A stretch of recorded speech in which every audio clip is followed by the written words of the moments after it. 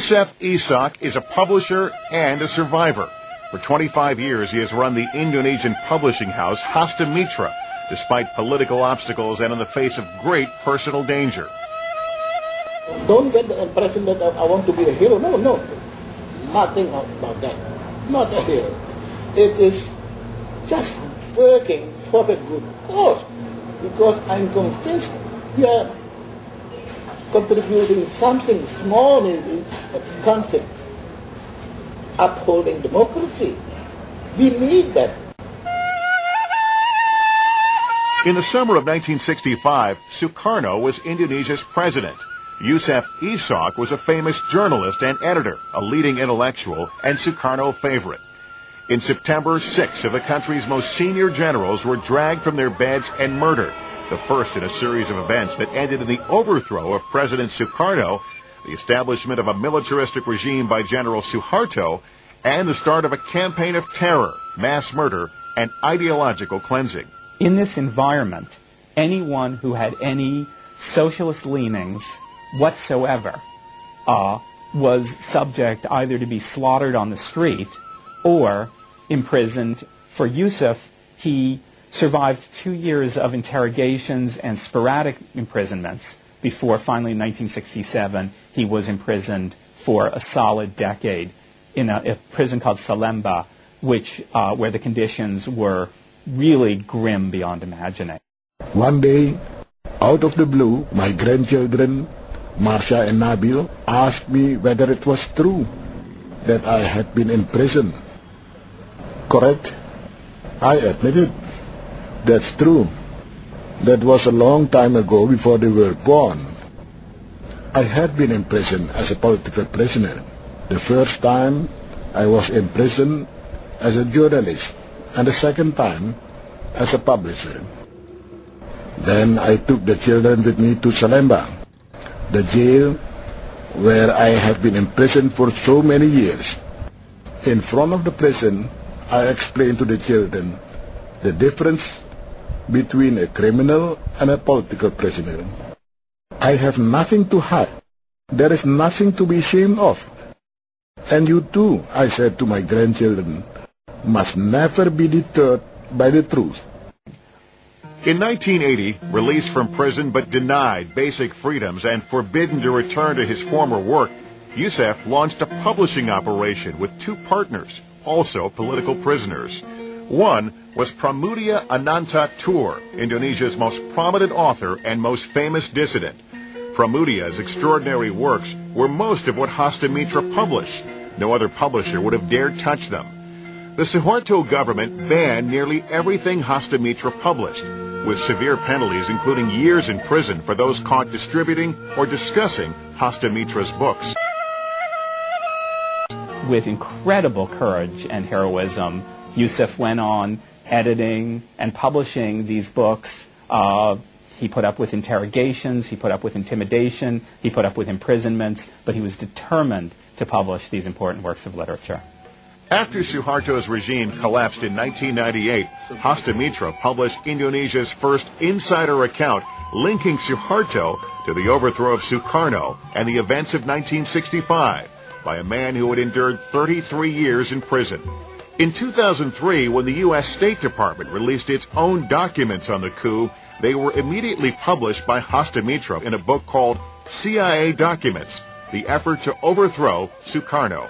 Publishers are the unsung heroes behind many freedom of expression cases. When a writer's book is suppressed by the government, it is often the writer who calls attention to himself because it's, after all, it's his words that were printed.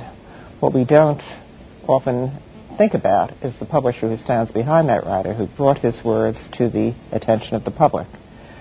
But these publishers are often punished just as severely as the writers themselves. The writer goes to prison and the publisher goes along with him. We cannot surrender to this kind of cruelty and stupidity. We just go on. We just go on. As long as I'm healthy, I'm going on with editing and publishing books. For taking enormous personal risks and exhibiting great courage to publish controversial and lasting work, PEN is proud to join the Association of American Publishers in presenting Yusef Ishak with the 2004 Jerry Labor International Freedom to Publish Award.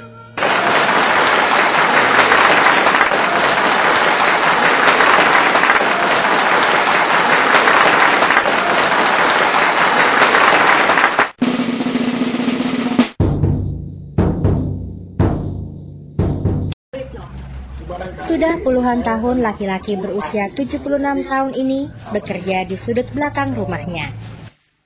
Dari kamar ini ia menerbitkan kuartet karya Pulau Buru yang ditulis Pramudia Anantatur. Setiap kali terbit, buku-buku ini dibredel. Tapi pembredelan tidak menciutkan nyalinya. Ia terus menerbitkan dan menerbitkan. Kamar sederhana inilah kantor penerbit Hasta Mitra yang dikomandoi laki-laki ini, Yusef Ishak. Disinilah bekas kamar mandi kecil ini lahir karya-karya besar yang beredar di dunia, bahasa Inggris, Prancis, Jerman, Belanda, Tionghoa, Jepang, itu lahirnya di sini.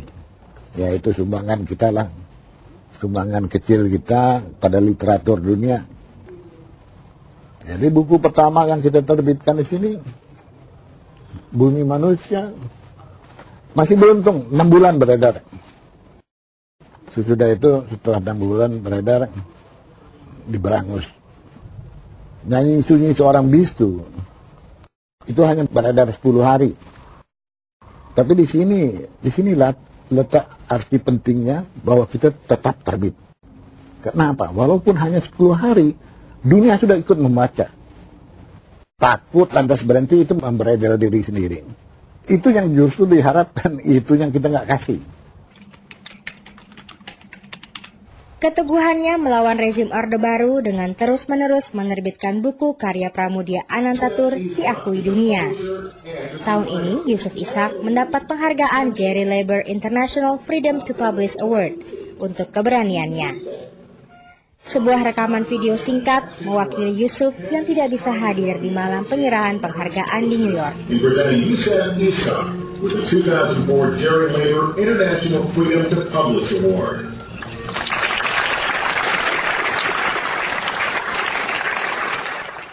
Sebutan karya dunia tidaklah berlebihan. Buku karya Pramudia telah diterjemahkan ke lebih dari 30 bahasa. Dan pengarangnya bahkan dianggap sebagai calon kuat peraih Nobel dari Asia. Hafiz Ashari sedang menulis biografi Yusef Ishak.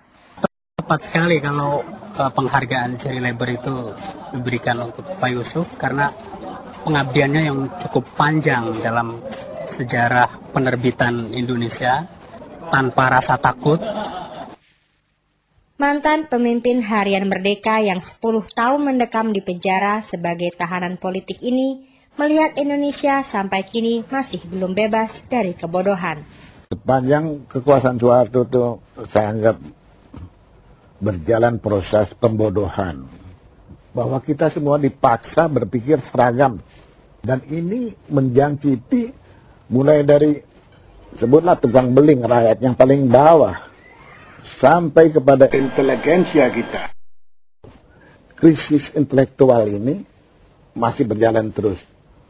Dan tentu harus diatasi. Yang berat, yang parah, bagaimana kita mau mengatasi? Kalau kita tidak sadar bahwa kita sedang berada dalam krisis intelektual.